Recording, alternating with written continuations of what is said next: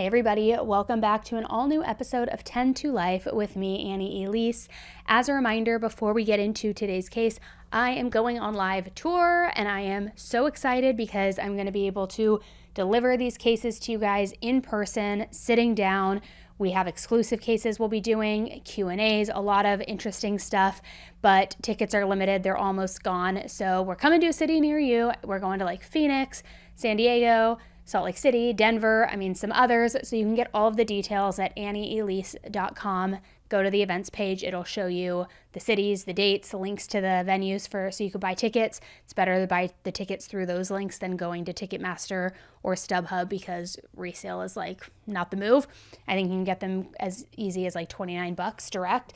But again, we don't have many left, so go check that out. Grab your bestie, grab a ticket, and come see me. I'm going to be doing meet and greets after, just nothing where you have to buy a ticket for that or anything. I'm just going to come into the crowd and like talk with all of you guys. But anyways, I am really excited because I'm excited to just meet so many of you in person. I had such a great time at CrimeCon this year, meeting and talking with so many of you, so I'm excited to be able to do that again. Today's case has got a lot of red flags. So we did this on I think quite a few cases ago, where what I want you guys to do is in the comments, as you hear of as you hear a red flag and identify one, I want you to comment with the timestamp. I'm just curious, who's going to catch the first red flag in this? Because there are a lot. It's a wild one, guys. It's a complex case. It's a recent case. It happened in 2022. And guys, without further ado, let's jump right in.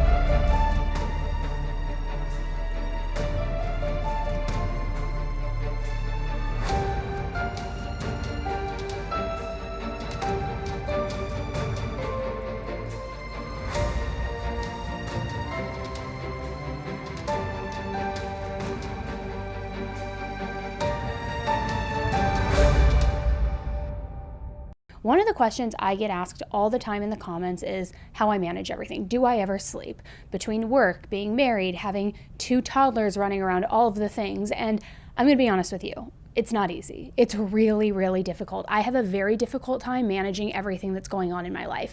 My relationship with my husband, motherhood, working, friendships. It's hard.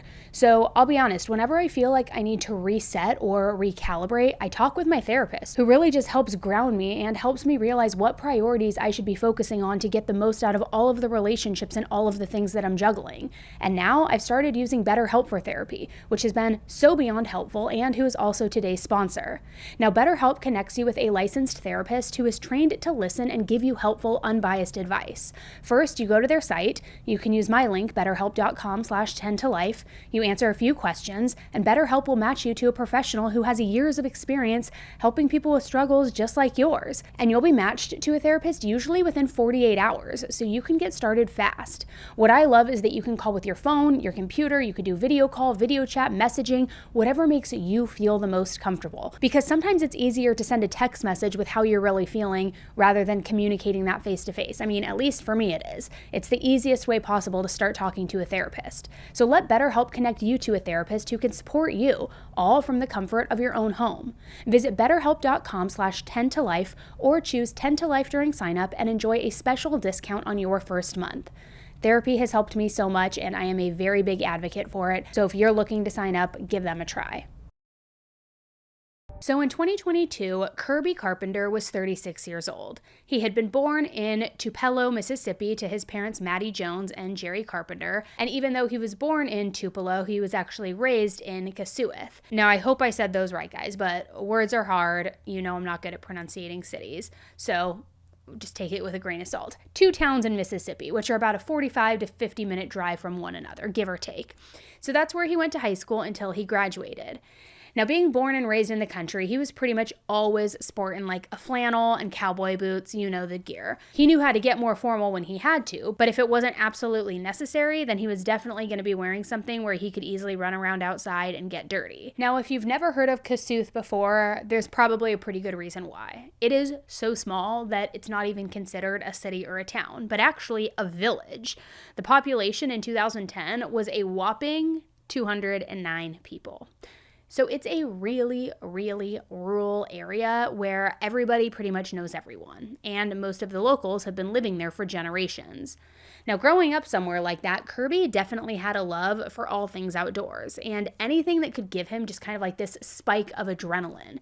He loved driving every kind of fast car or motorcycle. He also loved to go hunting, shoot guns, go on trips where he could get his hands dirty, sightsee, get fresh air, just be outside, right? So after graduating from high school, Kirby enlisted in the Marines, which he was always extremely proud of.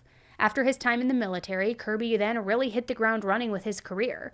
He had always wanted to be a successful businessman, and instead of just daydreaming about what it would be like or what he would do and how that would happen, he worked hard every single day until that dream became a reality.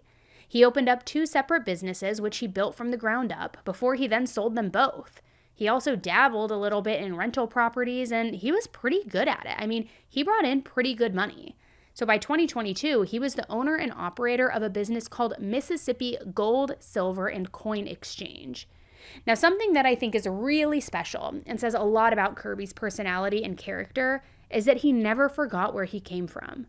Even after he started making lots and lots of money, he was grounded. He knew his roots. He knew where he came from. At one point in his life, he had nothing, but he made himself into something, and now he had even more than he could have ever imagined. A lot of people who knew Kirby said that he was always trying to help people out, and not in a bragging kind of way or a now you owe me kind of way, like something like that. He just genuinely wanted to help people. He was kind. Some people said that if he saw them at the gas station, he would just go in and pay for their gas before he could. I mean, just truly a pay it forward type of person.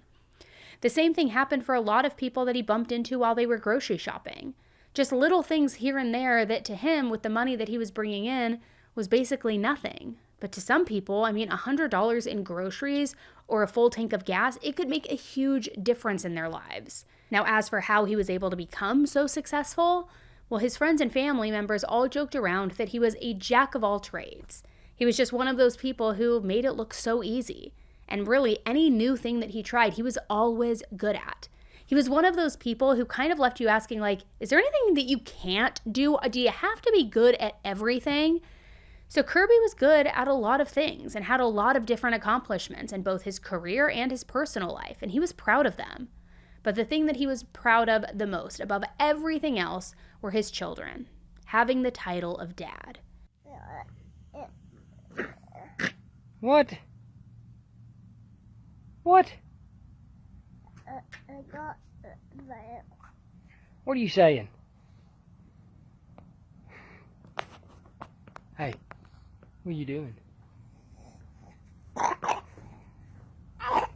Goodness. Goodness. Hey, Towns. Hey there. Bless you. His oldest son was named Towns, and while Kirby's relationship with Towns' mom, Whitney, didn't work out, they did work together to co-parent and focus on the most important thing, which was their son. So after Kirby and Whitney broke up, he met a woman named Caitlin Spence, and the two of them hit it off immediately. I mean, I'm talking there was an instant connection, and it really felt different from any other relationship that Kirby had been in before. He was excited. It was new. It was a spark that he hadn't felt.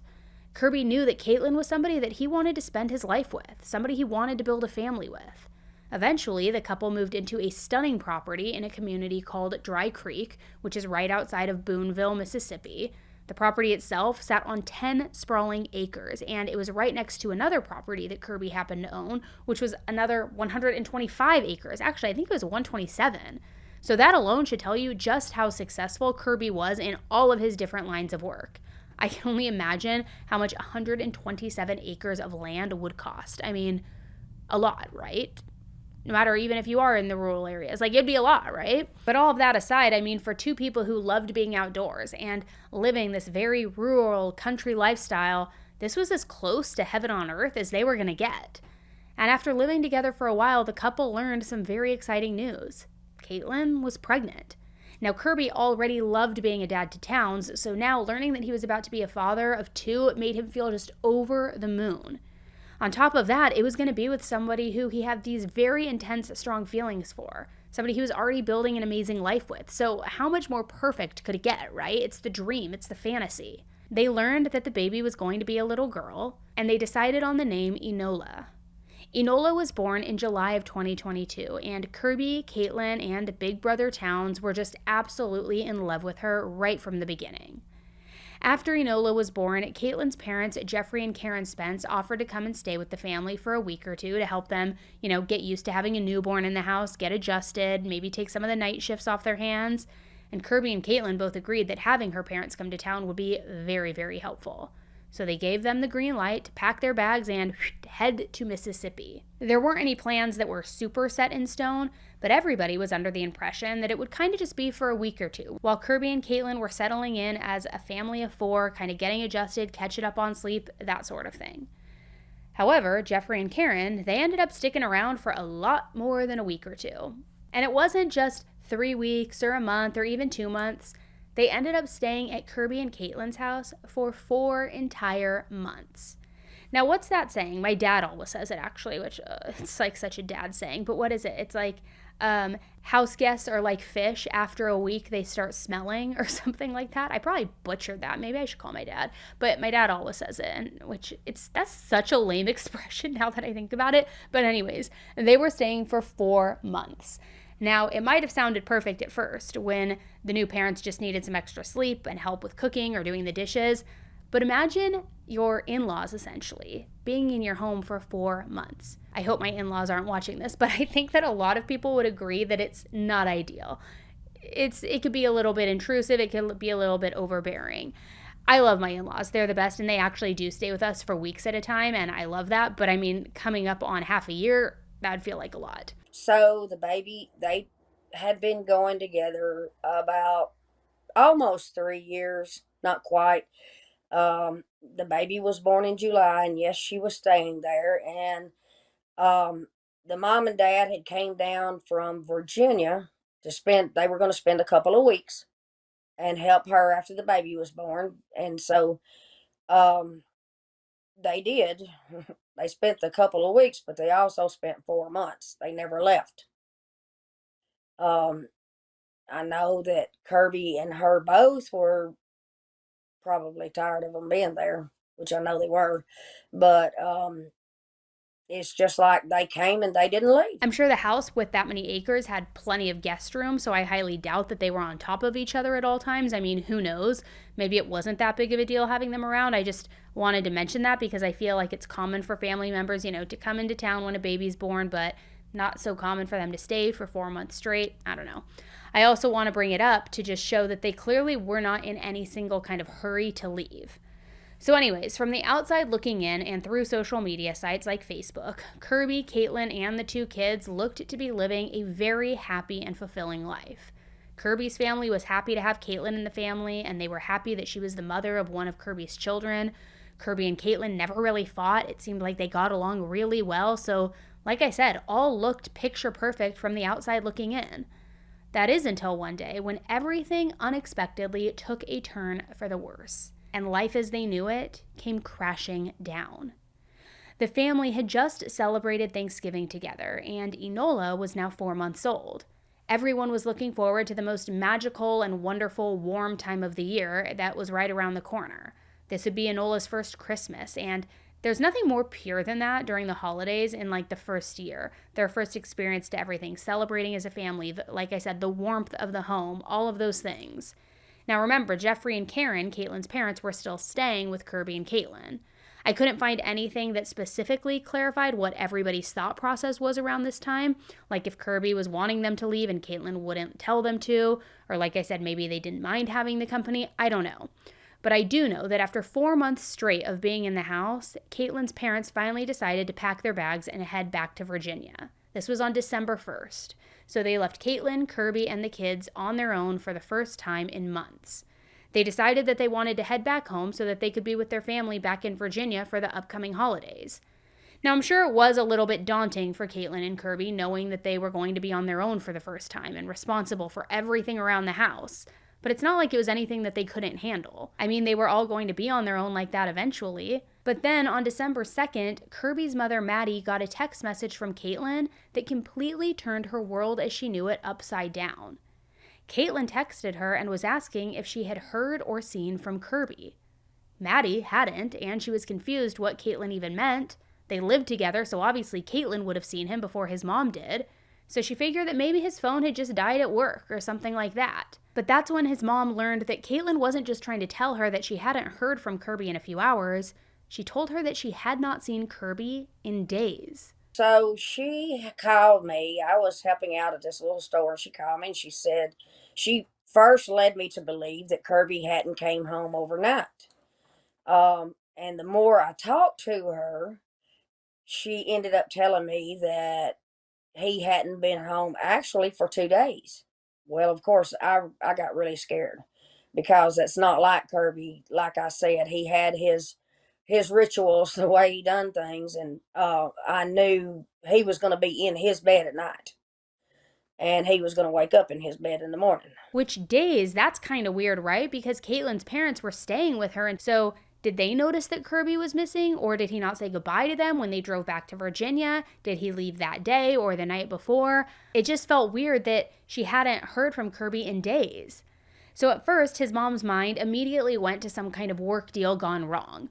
Kirby did work in the gold and silver business after all, so it's not too out there to think that maybe somebody wanted to hurt him, or that maybe he might have even been a victim of a robbery gone wrong. His mom even asked Caitlin if anything had been going on at his job, but Caitlin said that Kirby didn't tell her much of anything when it came to his work life. He kind of checked that at the door and kept it more to himself. Now keep in mind that Caitlin called his mom on a Friday, and when she did, Caitlin told her that she hadn't seen or heard from Kirby since Wednesday, so 2 full days. His mom was understandably freaking out at this point. I mean, it wasn't like Kirby to just not come home for 2 days straight, especially with a newborn at home. Like, make it make sense. It does not make sense. But Caitlin kind of was a little nonchalant about the entire situation. So I told her, I said, I'm going to put an APB out on him. And so she said, well, wait and let me walk up to the deer stand and check on him, check to see if he's up there. I said, well, he's not been up there for 2 days. Now, why this was her first thought process, I have no idea.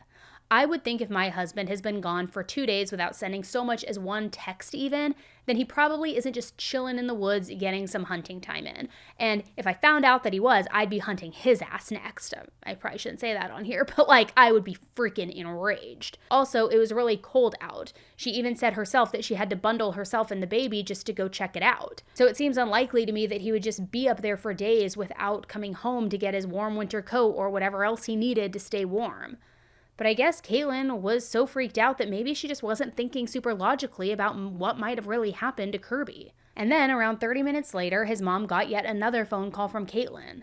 Caitlin told her that she had just checked the tree stand and he wasn't up there either. But then, while his mom was still on the line, Caitlin started shouting. And I can only imagine the way that his mom's stomach probably dropped in that moment hearing those sounds. A few minutes later, which she said that she didn't see him. And then all of a sudden, she said, Kirby, Kirby, Kirby, just like that. And I said, what is going on? And I guess she cut me off. I don't know what happened, but I just took off to the house. I called my husband on the way, and I told him, I said, get to Kirby's house.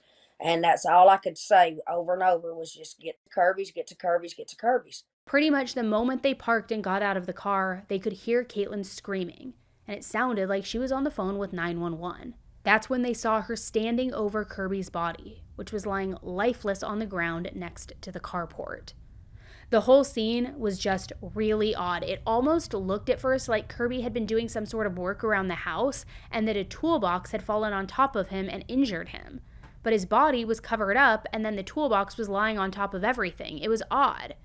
Immediately, things just looked a little too set up. I mean, if a toolbox fell, how did the covering end up between the box and Kirby's body? Maybe if the toolbox was sitting next to a blanket and they both fell down together, I could see things landing like that. Maybe then Kirby, then the blanket, then the toolbox. But in that case, the covering wouldn't be neatly spread out. It would have been wadded up, right? Something like that.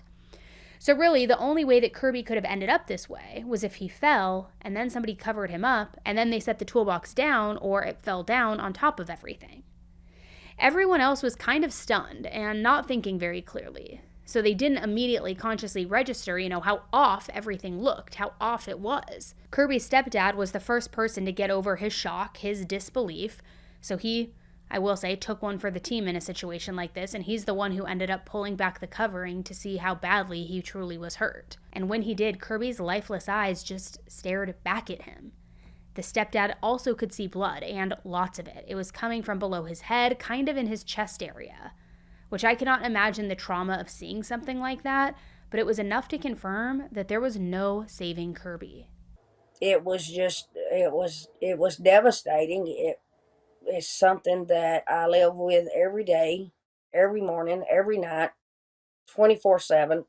It's always on my mind. It's never off. It was a day that no mother should ever have to go through. I can't imagine how it would feel if in just a couple of hours, Kirby's mother went from learning that Kirby had been MIA for 2 days to now standing next to her son's lifeless body and being so confused as to what even happened. When the officers and the paramedics arrived, they confirmed what the family already knew. Kirby was dead, and there was nothing that they could do to help him anymore. Now, as for Caitlin's reaction when Kirby was declared as dead, well, let's just say that her reaction was very different from Kirby's family's reaction. Kirby's sister, Casey, has been very outspoken in the media about Kirby's whole case, and she's even in charge of a Facebook page that is dedicated to Kirby's memory as well as justice for Kirby. And Casey has pretty much been the unofficial spokesperson of the family, so even though she wasn't there at the scene when Kirby was pronounced dead, she has spoken out about Caitlin's reactions as seen through Kirby and Casey's mom's eyes. When the officer walked up, the girlfriend said, "Oh my goodness, Kirby's killed himself, he's committed." And the officer said, "Ma'am, this is a homicide." And of course I wasn't there for any of that, but that's what, my stepdad told us had happened. We got there, and of course they wouldn't let any of us come up the hill next to his home. We had to stay at the bottom of the hill. My mom was there. It was very, very difficult and has continued to be very difficult to see the pain that my mama is in. Even before anyone could take Kirby's body in for an autopsy, it was very clear that his wounds were from a gunshot, and they weren't self-inflicted. Kirby's family found it kind of interesting, or at least odd, that Caitlin's first go-to was that he had taken his own life. She wasn't asking what happened or how it happened, and she clearly wasn't considering how the covering would have been on top of him if he had just harmed himself. It was kind of odd. The stark contrast between how Kirby's mom and stepdad were reacting versus how Caitlin was reacting. I want to know what happened. I want to know what his last words were. I want to know if he said mama. A lot of the struggles is just being able to go out and sit on the porch in the morning and I see the sunrise and I think, he's seen his last sunrise. Kirby's case was immediately treated as a homicide. The family was asked to leave the scene while everything was taped off and processed, which they were all willing to do. They were still so in shock and so upset, though, that they weren't even in a position to speculate on who might be to blame. So they were willing to just step back, let the police do their jobs, get answers for us. Now, as for myself, looking in from the outside and with more of an unbiased eye, I'm immediately giving Caitlin some side eye, if you know what I mean. Something does not smell right. First, her boyfriend is missing for 2 days and she doesn't say anything. That doesn't sound right. I've also got to wonder how she would miss the sound of a gun going off on her property. Not to mention that she jumped straight to telling the police that Kirby's injuries were self-inflicted, like she was trying to throw them off the trail of what really happened. I don't know, maybe I've been in the true crime world too much, but something just ain't landing for me. On top of that, when Caitlin was on the phone with Kirby's mom, she said that she was going to look for Kirby in the woods where he liked to hunt. But to get there, she would have had to walk right past that carport. So you've got to wonder why she didn't see Kirby then before she was on her way back, right? Now, in fairness, a lot of people who started looking into the case were kind of on the fence about whether or not they believed that Caitlin would have seen the body. For me, when I heard about where Kirby's body was found, my first thought was, How did Caitlin not notice that her boyfriend was lying dead right next to a carport? It's not like he was deep in the woods or covered or hidden. I mean, unless the carport was far away from the house, maybe. That sounds a little pointless. You don't want to have to walk a really long distance in the rain or the snow to get to your front door from the car, but I thought that it would be helpful to have an idea of the layout of Kirby's house and the carport as well, just to see how everything lined up. Well, Kirby's sister Casey actually uploaded a video to that Facebook page, Justice for Kirby, which shows exactly where Caitlin was walking that day and where Kirby's body was found.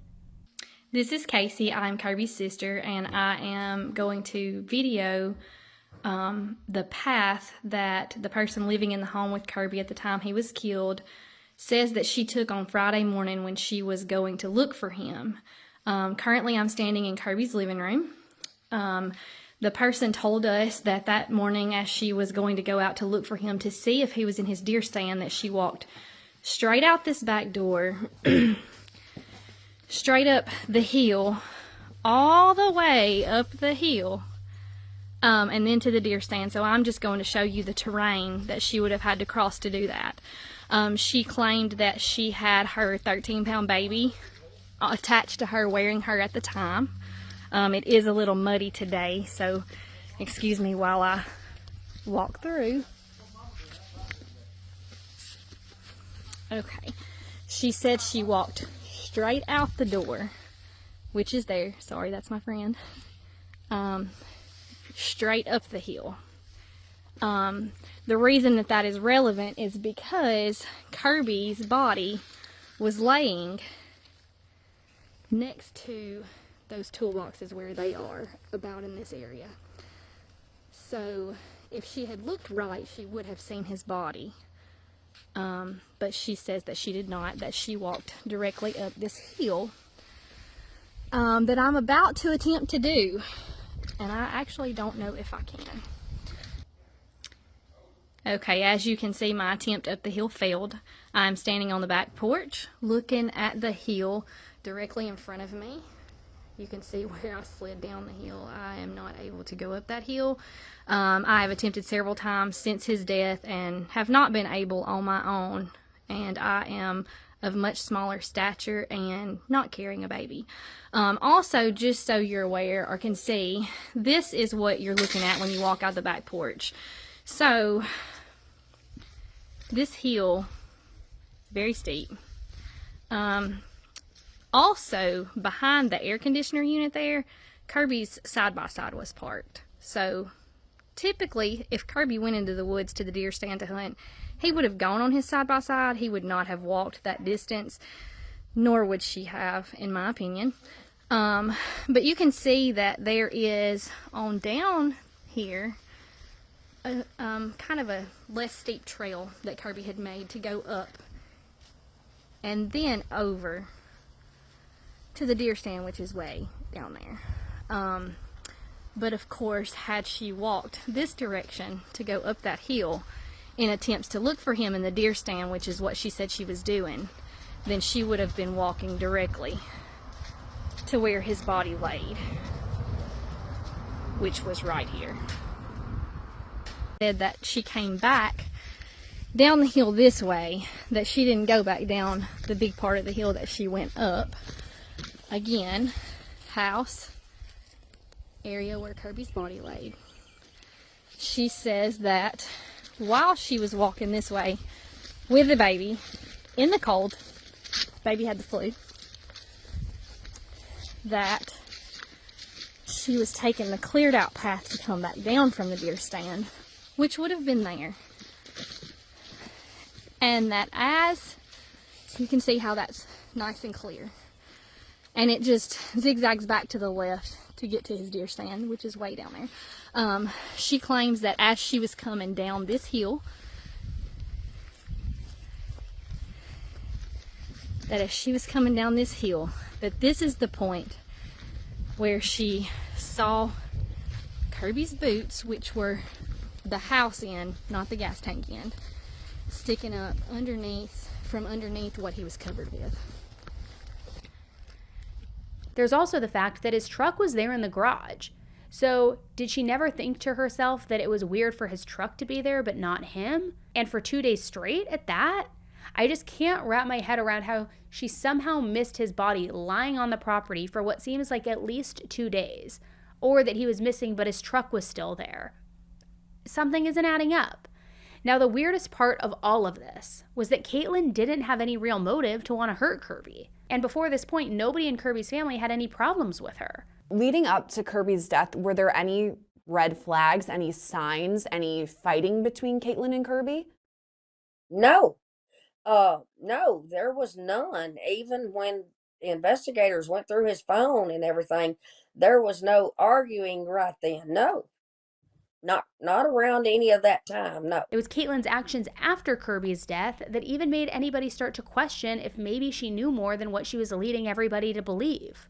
Law enforcement officers that night decided to, I guess, declare the scene to be cleared, that they had processed what they felt like they needed to process at that time. They called my stepdad and they said, hey, we need the girlfriend and you or someone to come down. Let us give you all, the okay, y'all can come in the home, whatever. So my stepdad asked me, would I go with the girlfriend back to Kirby's house, see what law enforcement needed us to do from there. So I get in my car, drive there, in her car, and comes down there, and we get down there. She was asked to sit in the car with one of the MBI, the Mississippi Bureau of Investigation officers. She had asked me to tend to the baby while she was able to talk to her for a while, and question her about some things. After that was done, they told us, no one needs to stay here tonight, which, none of us would have dreamed of staying there that night. But they said, you can go in with her to get her and the baby some things. So we walked inside. She and I did. She had the baby. She walked straight to the nursery, sat the baby down in the rocker there, and she leaned up against the changing table, and she kind of slid herself down the wall, and she looked up at me and she said, Casey, I did not hurt your brother. And I said, no one said that you did. And she said, do I need a lawyer? And I said, do you need a lawyer? And she said, the questions that lady asked me, she makes me think that they think I had something to do with this. And I said, you're the last person who saw him. You're his significant other. They're going to ask you questions. We left. We went to my mom's. My sister lives in another state. She and her husband had come in. They were all going to stay at mom's that night. Me, my husband, and girls came home later that night to try to get some rest. Got up the next morning. We went and got some breakfast from one of the restaurants to take. There was a lot of people at the house there. We wanted to make sure everybody had food. We got there the next morning, I would say probably around 9:30, and walked in, and I was going to go, check on the baby when I got there. And we got to mom's, and I looked around, the girlfriend, the baby wasn't there.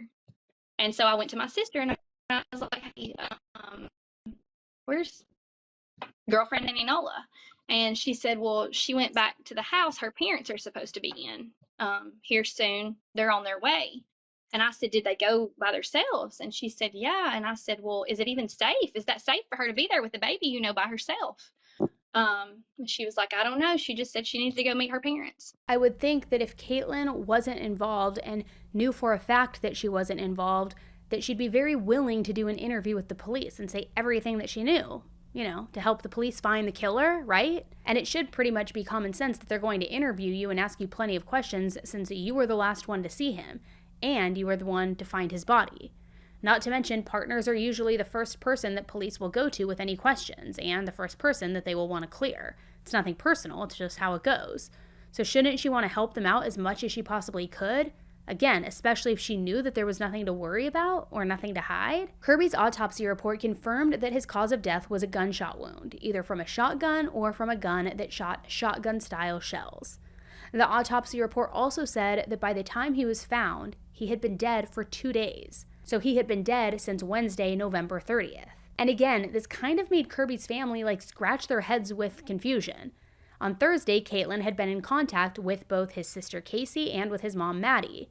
Enola apparently had a doctor's appointment that day, and she sent them pictures of the little stickers that they sometimes give you at these appointments. And she gave them the baby's updated weight, height, things like that.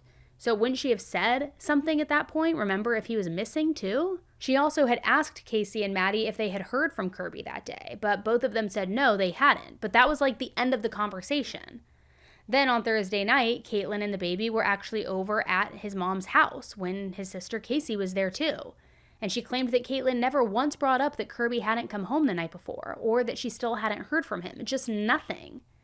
So to me, I don't know, that's a red flag. That is strange as hell, right? But again, nobody was really pointing fingers at first. Instead, the focus was a lot more on what kind of evidence the police were finding.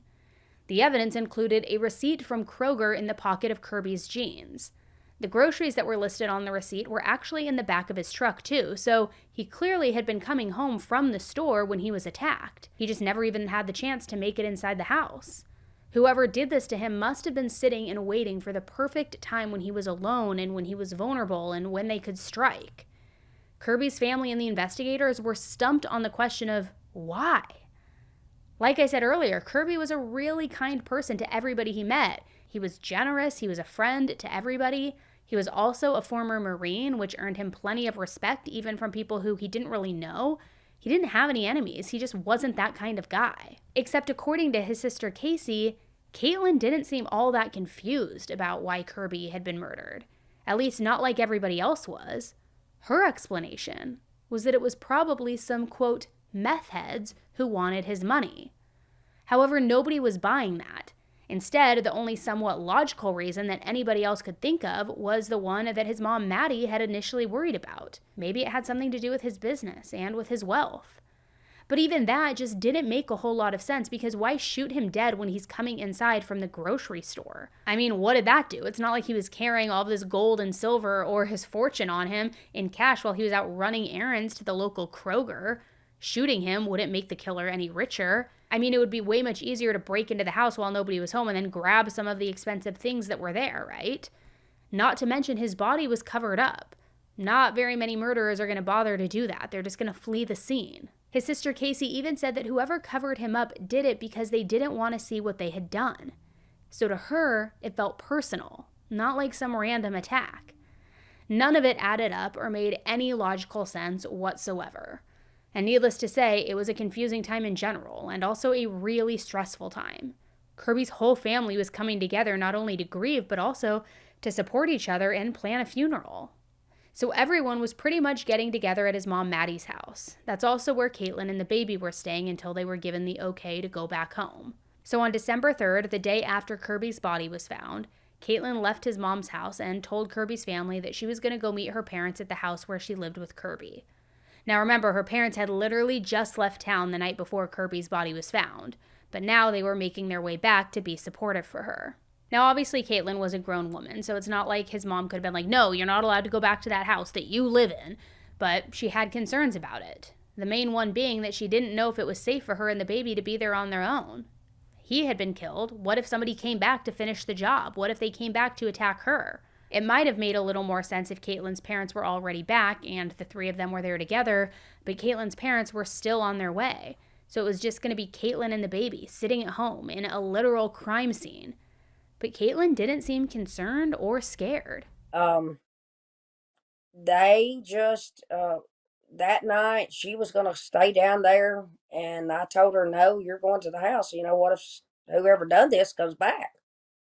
She said, I'll be all right here. I was, no, you're going home. You're going with us. So she come up to my house and stayed that night. But the next morning, she was up early, and she was ready to go back down there just as soon as she got up.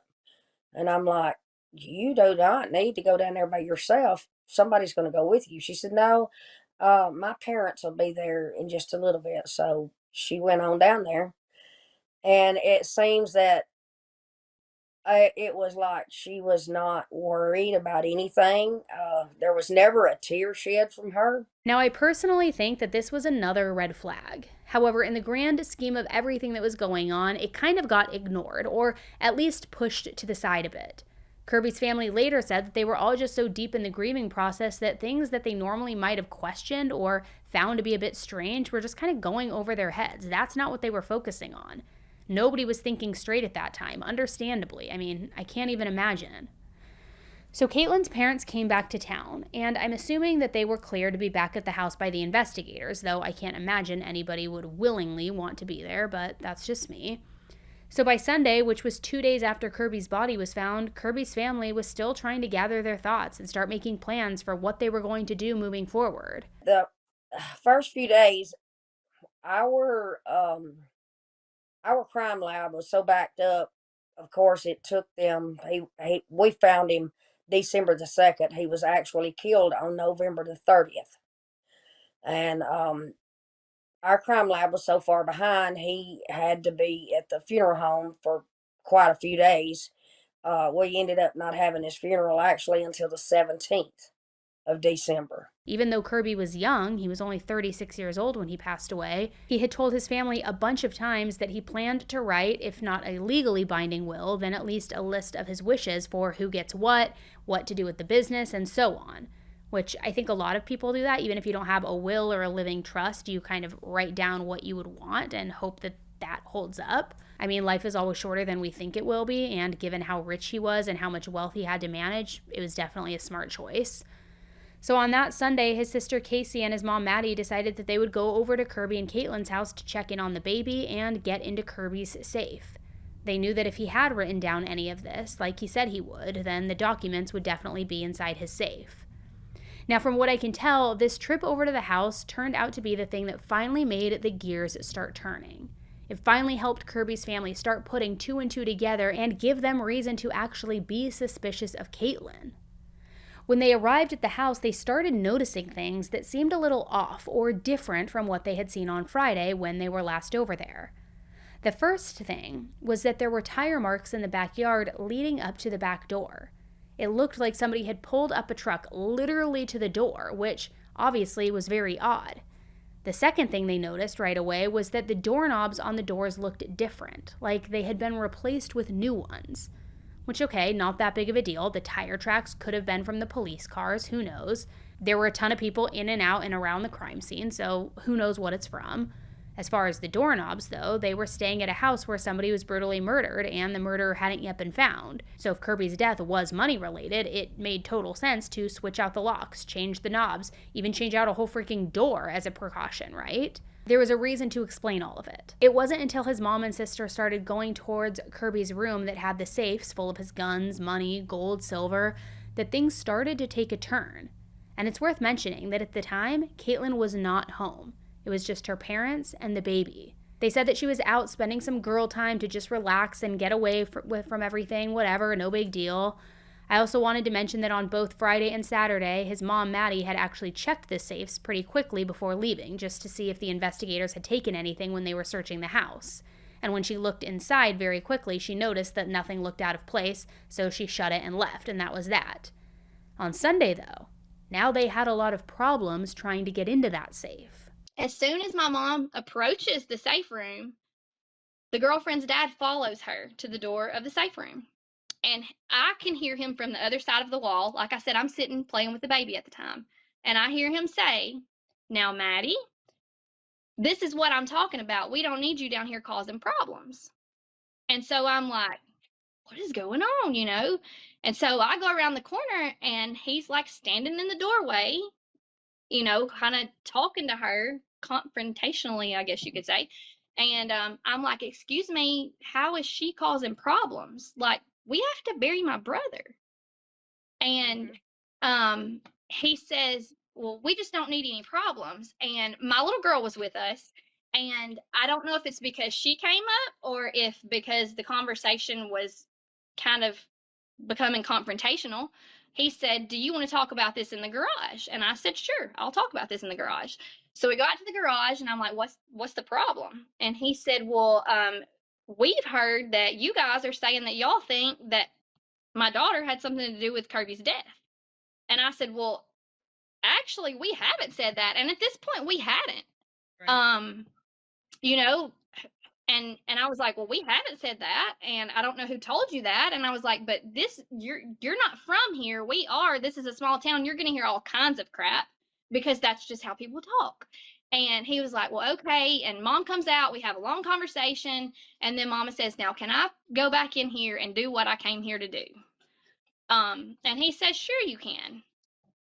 And she goes into the safe room, and I can hear her attempting to access the safes, and they're beeping instead of opening. And we realize that the codes to the safes have been changed at that point. Yeah, so let all of that sink in. I mean, it was pretty clear why Caitlin's dad was so confrontational and didn't want them in the room. He must have known that the codes on the safes had been changed, and he wanted to prevent them from realizing it at all costs possible. One thing was they started changing the locks on the doors. They changed the locks on the all of Kirby's safes. He had a room that was full of safes that he kept his gold and silver in, and guns and everything that that he collected. And all of a sudden I could get in them. I was the only one on this earth that had the combination to his safes. And I got in them on that Friday night to let the law take pictures, and I got in them on that Saturday, and then on that Sunday, we went back down there, and I was gonna get in them because he had always told us that his final wishes would be in Towns' safe. So we went to Towns' safe, and I couldn't get in. There was only one safe that the combination wasn't changed on, and it was because she couldn't change it on that. She worked for TSC, so she knew, I think, how to take care of those kind of things. Uh, so I could not get in there on Sunday.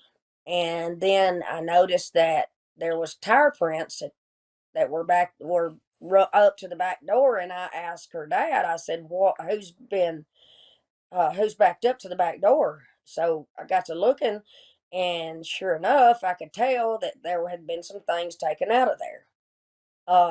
He did not admit it at all. He didn't know anything about the safes. They were the only ones there, but he kept saying he didn't know what I was talking about. I don't know what you're talking about. I don't know what you're talking about. And him knowing that I was in the safes the day before and I couldn't get in them that day. So that really threw up a red flag. That was on Sunday after we had found Kirby on Friday. So now we have these strange tire marks in the backyard, doorknobs that have been changed, the codes to the safe were changed.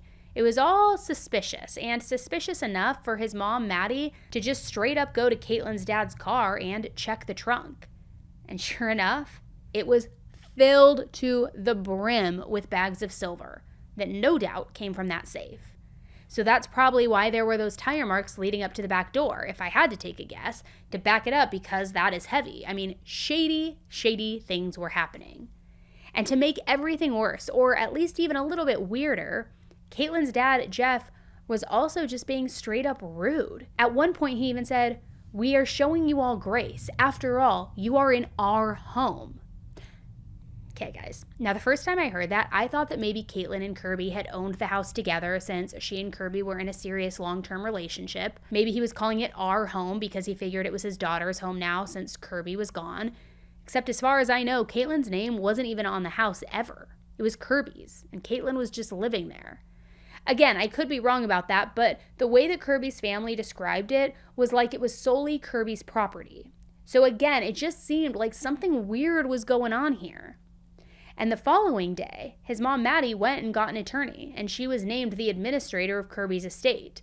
So this meant it was now her job to take inventory of all of Kirby's assets and valuables, because none of that in any way, shape, or form was Caitlin's, and it certainly was not Caitlin's parents. Now, at this point, the investigators were still working hard to figure out what really happened to Kirby, but there were not any strong leads. In the meantime, on December 20th, right before Christmas, Caitlin, both of her parents, and baby Enola all packed their bags and headed back to Virginia where Caitlin's parents lived. Now, under any other circumstances, this wouldn't have been all that weird. It was almost Christmas after all, and they had other family members back in Virginia who they wanted to make sure weren't alone for the holidays. Totally understandable. It was just everything leading up to them leaving made it seem almost like they were now skipping town. She would tell us she was sorry, that this has happened, and she would hug us and tell us she loved us and all that. And her family gets there that day, which was on a Saturday. And of course, they never leave again. And they stayed until they ended up leaving on the 20th of December, along with a lot of things out of Kirby's home. And not only that, but according to Kirby's sister, it wasn't like they just packed a suitcase or two and headed out. They literally filled up an entire U-Haul with things. Things that were in Kirby's home that no doubt had been owned by Kirby and not Caitlin. We know from his mom finding those bags of silver and gold in Jeff's trunk that they definitely weren't above stealing from a dead man. It just felt really gross, really weird. I did tell them everything, that seemed off to me, and which they were already, I think they were ahead of me, actually. I think they were really ahead of me. Of course, they were used to things like this. I'm not. Yes, that's when they started really, cracking down, watching what was going on, trying to ask questions. And that Monday, she went and got a very high-powered lawyer that's from around here for Reese. And everybody knows that you only get for Reese if you're guilty of something. Even though there had been some red flags and some arguments between the Carpenters and the Spences, Kirby's family continued to reach out to Caitlin after she left. They were mainly asking about the baby and wanting updates and photos. And not only did Kirby's family want to keep in contact to know how the baby was doing, but also, as the administrator of Kirby's estate, his mom needed to send child support checks on Kirby's behalf to Enola. So Caitlin gave them an address in Saltville, Virginia to send the checks to, and that's exactly what his mom did. She sent the checks even after the holidays passed, and Caitlin and baby Enola never came back to Mississippi. But to be clear, it's not like she disappeared from everyone else's lives, because for the first few months, Caitlin stayed in contact with Kirby's family. It was never anything super in-depth. They would message her, ask how the baby was, she would respond, she would talk about her, send photos of her. But they never discussed what was going on in Kirby's case or anything like that. It was always strictly just about the baby. Eventually, though, she pretty much just ghosted the entire family. She wouldn't respond to texts, Facebook messages, nothing. She also stopped sending photos. It was just radio silence on her end. So then July 2023 came around and it was coming up on Enola's first birthday. Kirby's family hadn't seen her in person since she was just a tiny little baby. I'm sure she had learned to walk since then, was maybe starting to babble, say her first words. So many firsts that they were missing out on, and that's their extension of Kirby, what they have left of him. So when her first birthday came around, everybody reached out to Caitlin, wishing the baby a happy birthday, hoping that maybe she'd be over whatever her problem was and would FaceTime them or send them pictures, something like that. Sadly, though, she just kept ignoring them. For about a month or two after they left on the 20th of December, we could text her or whatever and ask for to see a picture of Enola or ask how she was or whatever, and she would talk to us. Then all of a sudden, she just quit. So, as of the last several months, no, we have had no contact. We have text. We even on Enola's birthday, we text. We tried to get pictures of her. We wanted to know how she was doing. She wouldn't. She never would contact us back at any time. So that's when Kirby's family really started to go from just sad and annoyed about the situation to a little bit worried. And I mean, understandably, they had already been through so much in the past year. So unsure of what else to do, they called in a welfare check on Enola. I mean, best case scenario, a police officer would be able to see her, see that she was okay, and relay that information back to Kirby's family just to give them some peace of mind. But that's the opposite of what happened. Kirby's mom gave the police the address that she was mailing these checks to, and when the officers arrived, they were completely shocked by what they found. The entire house had burned down to nothing. Quite literally, the only thing still standing was the mailbox. Everything else had been burned to the ground. Was it arson? Was Caitlin unfortunate enough for her house to burn down by accident after everything else that had already happened? Is it possible it was an insurance scam or some attempt to destroy evidence? I don't know, but I do know that it is a giant red flag. So this obviously didn't help anybody feel less worried, not at all. Kirby's family hadn't been talking to Caitlin, so they had no idea what had happened or when this even happened. And now they didn't even know where Caitlin and the baby were, if they were okay, but there really wasn't anything that they could do. Kirby's sister even said that at that point they believed that they may never see Enola again, or at least not for a very long time. So a few more months passed, and the 1-year anniversary of Kirby's death was approaching, which I can't even begin to imagine being in the Carpenter's shoes, getting to a big day like that and knowing that the police aren't anywhere closer to solving the case or even naming a suspect. His story really wasn't getting much media attention at all. That is until there was a major break in the case. On November 30th, 2023, exactly 1 year after Kirby's death, shocking news came of an arrest. Caitlin and both of her parents, Jeff and Karen, had been arrested. Caitlin was arrested in Jefferson County, Pennsylvania, and her parents were arrested in Virginia. Each one of them was indicted on 1 count of conspiracy, 2 counts of larceny, and 1 count of capital murder. I was actually in the middle of typing something about it being 1 year since the date that I lost my brother. And I had the whole thing typed up and was about to hit send, and I received the call from the investigator, and I just got chills on my body, and it's like I just knew. And he said, I wanted to let you know that Jeff and Karen Spence are in custody for your brother's murder. It doesn't change the pain that we feel. It doesn't change the loss that we feel. You know, Kirby's absence is felt every day. He was a huge presence in all of our lives, the community, our family, everybody. But I guess you could say we have a sense of security that we haven't had in a year. However, here's the thing, and this is where it gets interesting, and I'm interested to hear your guys' thoughts. We're now in 2024, and we still don't have a lot of updates of what exactly led to their arrests. I mean, clearly there was a lot of very weird off behavior on their part, but it's not clear to me what the smoking gun was that finally led them to getting arrested 1 year later. I do know that Kirby's sister Casey did a couple of interviews where she said that she knew more than what had been released to the public, but she didn't have all of the pieces yet. Understandably, she was very careful about what she said and didn't give anything away in fear that it could mess with a future trial, which is 1000% understandable. Her family has already been through enough, so the last thing that they need is for a trial to get pushed back or messed up because of things that maybe she said in an interview. And it's not just her that's trying to keep things quiet. Law enforcement has also been pretty tight-lipped. As far as I know, an affidavit for probable cause still hasn't even been released to the public. And that affidavit would usually be filled with tons of information surrounding the case.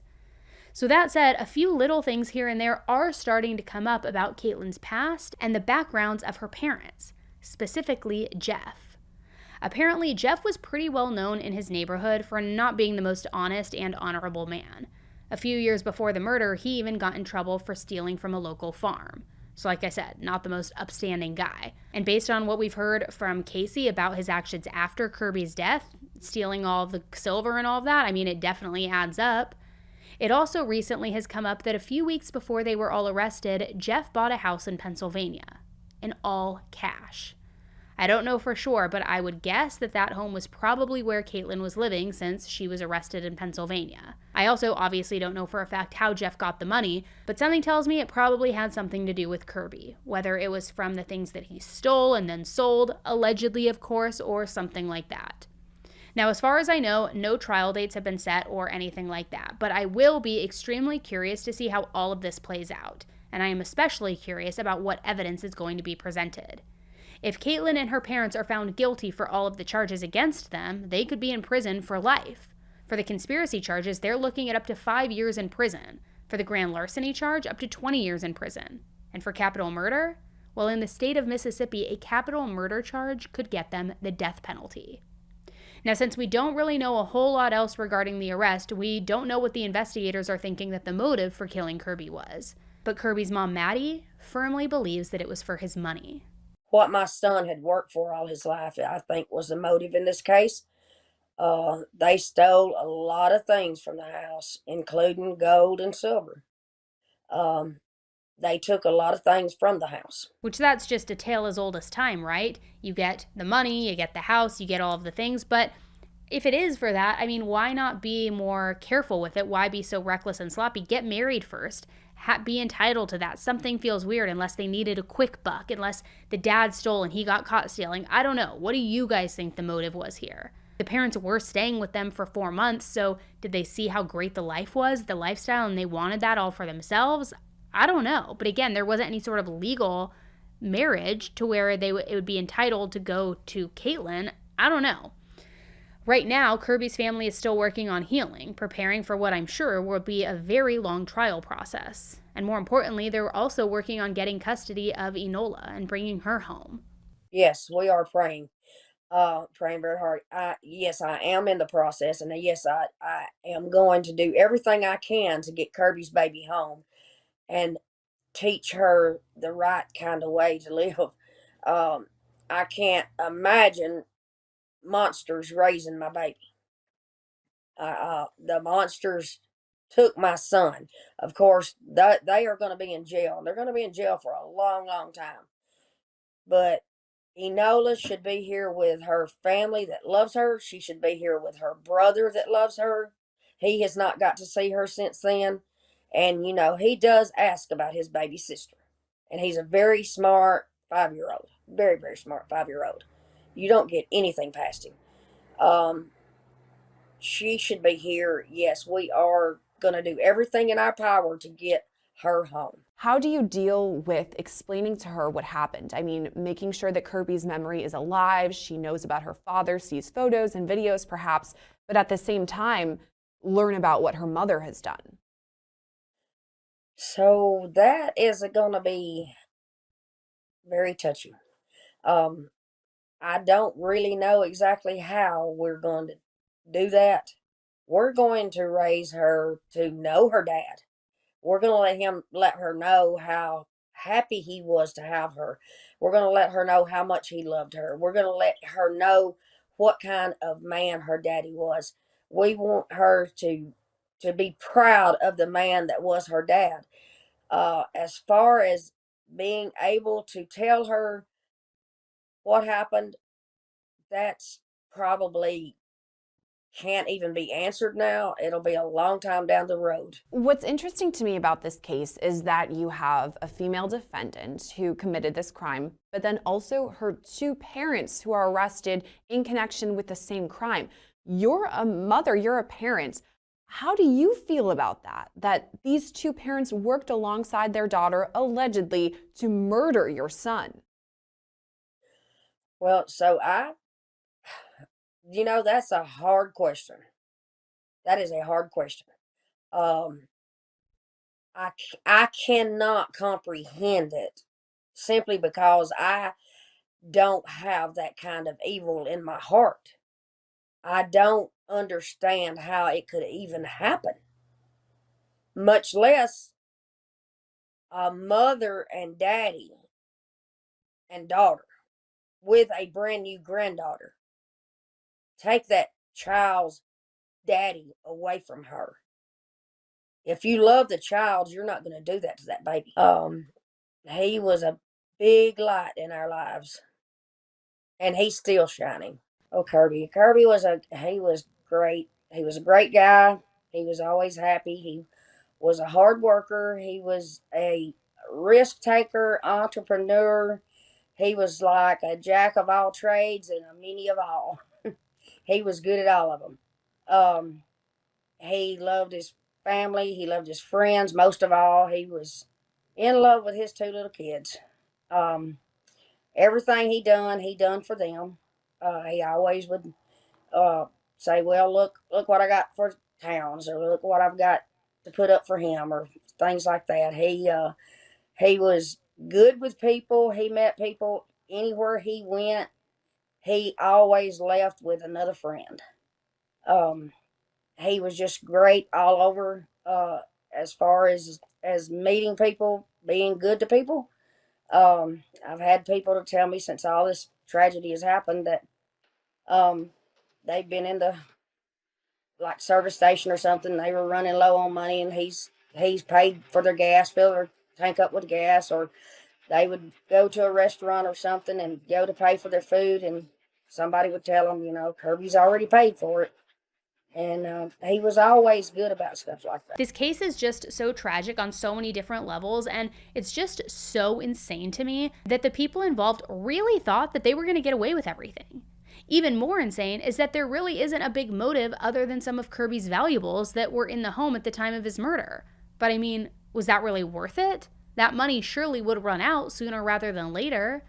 So do you think that they were motivated by money, Or do you think that as this case progresses, we are going to hear something new and different? Let me know what you guys think in the comments below, and I will definitely keep you updated as we follow this case. So make sure if you're not subscribed to the channel yet, you subscribe right now. Also, don't forget to buy those tour tickets. The link is in the description. And until the next case, stay safe.